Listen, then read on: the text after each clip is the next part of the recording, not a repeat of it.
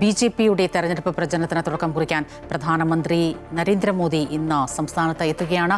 Booth തല പ്രവർത്തകരുമായി മോദി സംവദിക്കും. കൂടുതൽ വനിതാ നേതാക്കളെ അടക്കം സംസ്ഥാനത്തേക്ക് എത്തിക്കാനാണ് ബി.ജെ.പിയുടെ തീരുമാനം. ഡൽഹി മുഖ്യമന്ത്രി രേഖാ ഗുപ്തയും ഇന്ന് ബീഹാറിലെത്തും. വിവരങ്ങളുമായി കെ പ്രശാന്ത് ചേരുകയാണ്. പ്രശാന്ത്, സ്ഥാനാർത്ഥി നിർണയം ഈ എൻ.ഡി.എയിലും സൂചിപ്പിച്ചതുപോലെ ഇന്ത്യ സഖ്യത്തിലുമൊക്കെ ഏതാണ്ട് ഒരു അന്തിമ ഘട്ടത്തോടടുക്കുന്ന ഒരു സാഹചര്യത്തിൽ ഇനിയിപ്പോൾ അതിൻ്റെ രണ്ടാം ഘട്ടത്തിലേക്കാണ്, തെരഞ്ഞെടുപ്പ് പ്രചരണം എന്ന ഘട്ടത്തിലേക്കാണ് ദേശീയ നേതാക്കളെ അടക്കം സംസ്ഥാനത്തേക്ക് എത്തിച്ച്, പ്രത്യേകിച്ച് വനിതാ നേതാക്കളെ അടക്കം എത്തിച്ചുള്ള ഒരു സജീവമായ തെരഞ്ഞെടുപ്പ് പ്രചരണത്തിന് എൻ.ഡി.എ സഖ്യം കോപ്പുകൂട്ടുന്നു. ഇന്നിപ്പോൾ പ്രധാനമന്ത്രി ബീഹാറിൽ.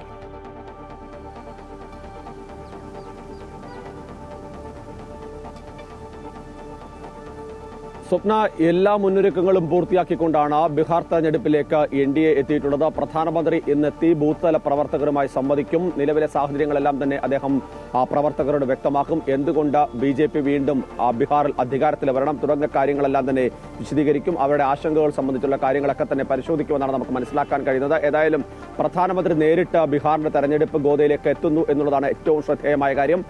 അതായത് തെരഞ്ഞെടുപ്പ് പ്രഖ്യാപിക്കുന്നതിന് മുൻപേ തന്നെ പ്രധാനമന്ത്രി 2 തവണയാണ് എത്തിയത്. ആ 2 തവണ അടുത്തടുത്ത് വരികയും വിവിധ പദ്ധതികൾ പ്രഖ്യാപിക്കുകയും ഒക്കെ ചെയ്തിരുന്നു. അതുകൊണ്ട് തന്നെ ബീഹാറിൽ എന്ത് സംഭവിക്കാൻ പോകുന്നു എന്നുള്ള കൃത്യമായ സൂചനകൾ നൽകിക്കൊണ്ട് തന്നെയാണ് പ്രധാനമന്ത്രിയുടെ നേതൃത്വത്തിൽ ബി.ജെ.പി മുന്നോട്ട് പോകുന്നത്. അതോടൊപ്പം തന്നെ ശ്രദ്ധേയമായ കാര്യം, ബീഹാറിനെ സംബന്ധിച്ച സ്ത്രീ വോട്ടർമാരുടെ എണ്ണം വർദ്ധിച്ചിട്ടുണ്ട് ഇത്തവണ.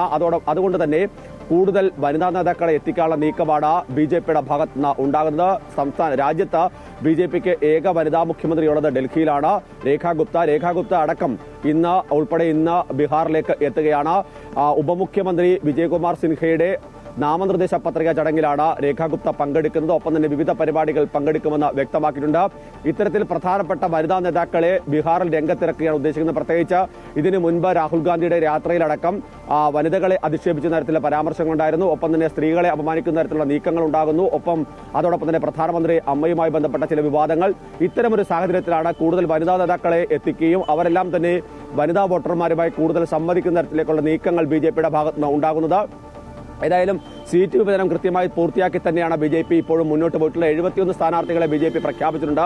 പക്ഷേ ഈ സീറ്റ് വിഭജനത്തിൽ ഇപ്പോഴും ജിതിൻ റാം മഞ്ചി അടക്കമുള്ള ചില നേതാക്കൾ ഇപ്പോഴും അതൃപ്തി രേഖപ്പെടുന്നുണ്ട്. പക്ഷേ തങ്ങൾ ഉദ്ദേശിച്ച തരത്തിലേക്കല്ല കാര്യങ്ങൾ എത്തിയത് എന്നുള്ളത് പ്രധാനപ്പെട്ട കാര്യം തന്നെയാണ്.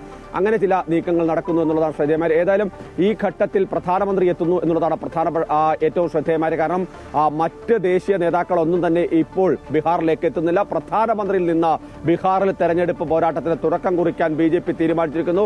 കൃത്യമായ സന്ദേശമാണ്. പ്രധാനമന്ത്രി ഏതൊക്കെ തരത്തിലുള്ള രാഷ്ട്രീയ നിലപാടുകൾ ബീഹാറിൽ പറയും എന്നതനുസരിച്ചിരിക്കും ബീഹാറിലെ രാഷ്ട്രീയ ഗതി.